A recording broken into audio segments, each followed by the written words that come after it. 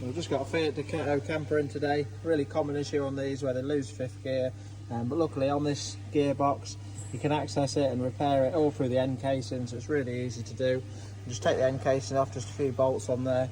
You're just looking here, we've got some of the gears stripped off at the minute, I'll just show you, but you can just see some of the teeth in the bottom there and some of the old teeth just in the bottom of the cover there as well. But luckily with the cover off you don't lose too much oil. You can, the teeth can't really get out of here, so they stay in the end casing, which saves it getting in any of the other bits of the gearbox.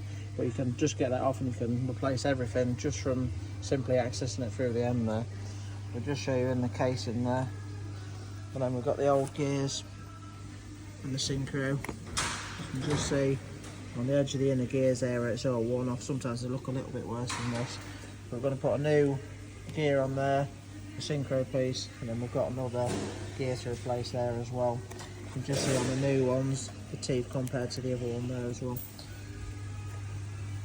I'll just show you that other gear. All you've got to do is swap that over. Just pulls that nut off and you can swap that one over as well.